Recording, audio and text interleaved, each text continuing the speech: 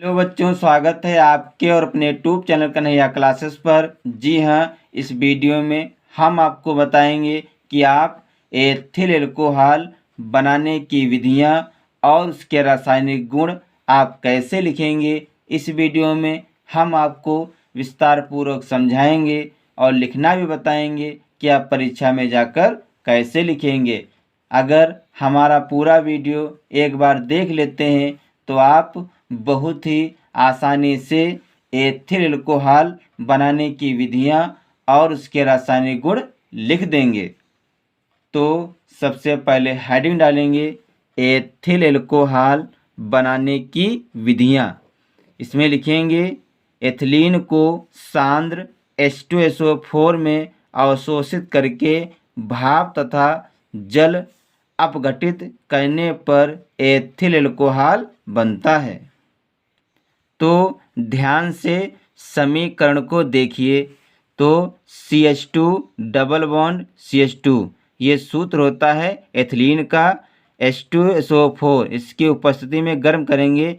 जब आप क्रिया कराते हैं तो यहाँ पे जो डबल बॉन्ड है तो एक बॉन्ड टूट जाएगा, तो कितना बचेगा, यहाँ पर एक बॉन्ड बचेगा। अब देखिए यहाँ पर हमने लिखा है CH3 सिंगल बॉन्ड CH2HSO4। तो यहाँ पर ध्यान से देखिए, यहाँ पर C यानी कि एक कार्बन है, तो यहाँ पर हमने कार्बन लिखा है। यहाँ पर 2 हाइड्रोजन है और एक इसमें से हाइड्रोजन जुड़ जाएगा, कितने हो जाएंगे, H3 यानी कि 3 हो जाएंगे। अब यहाँ पर देखिए CH2 है तो CH2, यहाँ पर एक हाइड्रोजन यहाँ पर जुड़ गया था तो यहाँ पर एक हाइड्रोजन बचा था, तो यहाँ पर हमने लिख दिया H और SO4, तो ये बन गया एथिल हाइड्रोजन सल्फेट। अब H2O यानी कि जल और माइनस H2SO4 की उपस्थिति में गर्म करेंगे, तब क्या बनेगा, CH3 सिंगल बॉन्ड CH2OH यानी कि एथिल एल्कोहल। तो ध्यान से देखिए, यहाँ पर देखिए CH3 है तो हमने CH3 लिख दिया। यहाँ पर सिंगल बॉन्ड है तो यहाँ पर भी हमने सिंगल बॉन्ड लिखा है। अब यहाँ पर देखिए, यहाँ पर CH2 है तो हमने लिख दिया CH2। यहाँ पर प्लस का H2 है और यहाँ पर माइनस का H2, तो ये प्लस का H2 माइनस का H2 ये कट जाएंगे यानी कि घट जाएंगे। अब क्या बचेगा, SO4, ये भी प्लस का है, ये माइनस का SO4, तो SO4 से SO4 कट जाएगा, तो क्या बचेगा, O बचेगा और H। तो हमने यहाँ पर लिख दिया O और H, ये बन गया एथिल एल्कोहल।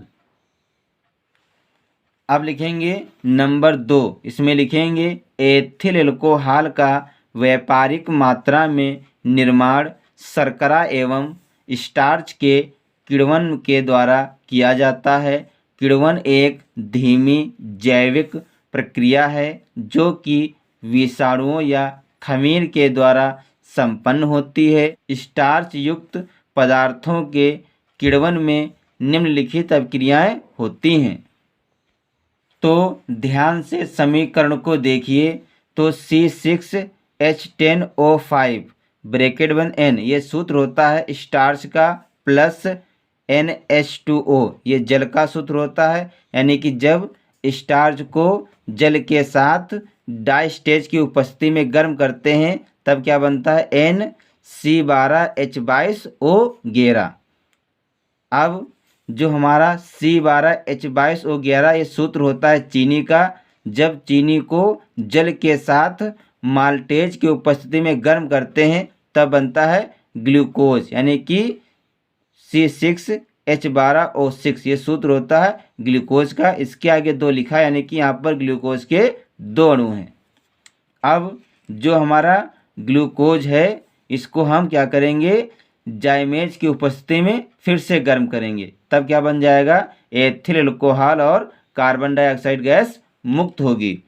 तो यहाँ पर देखिए C2H5OH ये एथिल एल्कोहल का सूत्र होता है। आगे 2 लगा है, यानी कि यहाँ पर 2 एथिल एल्कोहल के अणु हैं, प्लस 2CH2 यहाँ पर 2 कार्बन डाइऑक्साइड के भी अणु हैं। यहाँ पर जो कार्बन डाइऑक्साइड गैस है वो क्या हो रही है, उड़ रही है, यानी कि मुक्त हो रही है। अब अगली हेड डालेंगे रासायनिक गुण। इसमें लिखेंगे नंबर 1 हैलोजन अम्ल से। तो इसमें लिखेंगे हैलोजन अम्लों से अभिक्रिया करने पर एथिल हाइलाइड बनता है। तो C2H5OH ये सूत्र होता है एथिल एल्कोहल का प्लस HCl, ये सूत्र होता है हाइड्रोक्लोरिक अम्ल का। तो जब एथिल एल्कोहल को हाइड्रोक्लोरिक अम्ल के साथ निर्जल ZnCl2 की उपस्थिति में गर्म करते हैं तब बनता है एथिल क्लोराइड और जल। तो C2H5Cl इसे पढ़ते हैं एथिल क्लोराइड प्लस H2O, ये होता है जल का सूत्र। अब नंबर 2 हाइड्रोजन डालेंगे सांद्र सल्फ्यूरिक अम्ल के साथ। तो इसमें लिखेंगे सांद्र सल्फ्यूरिक अम्ल के साथ 170 डिग्री सेल्सियस पर गर्म करने पर यह एथिलीन बनाता है।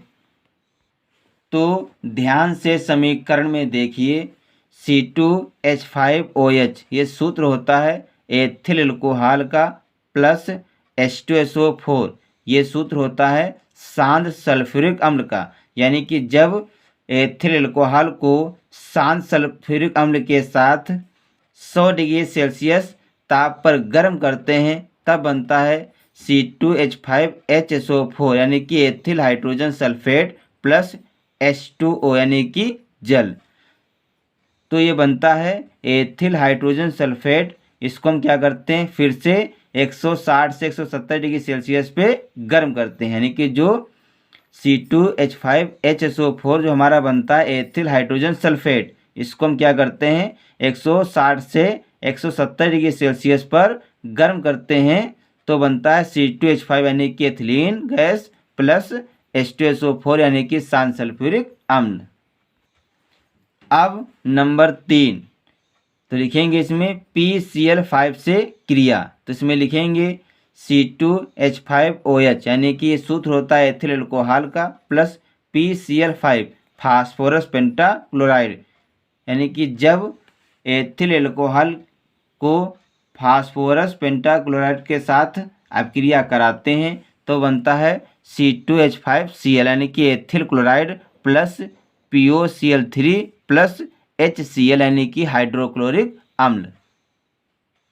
तो बच्चों इस वीडियो में हमने आपको बताया कि आप एथिल एल्कोहल बनाने की विधियां और उसके रासायनिक गुण आप कैसे लिखेंगे। इस वीडियो में हमने बहुत ही आसान शब्दों में लिखकर समझाया है। आशा करता हूं कि मेरा वीडियो आपको अच्छा लगेगा। अगर हमारा वीडियो आपको अच्छा लगे तो इसे लाइक शेयर और सब्सक्राइब ज़रूर करें। मिलते हैं अगले वीडियो में नए टॉपिक के साथ।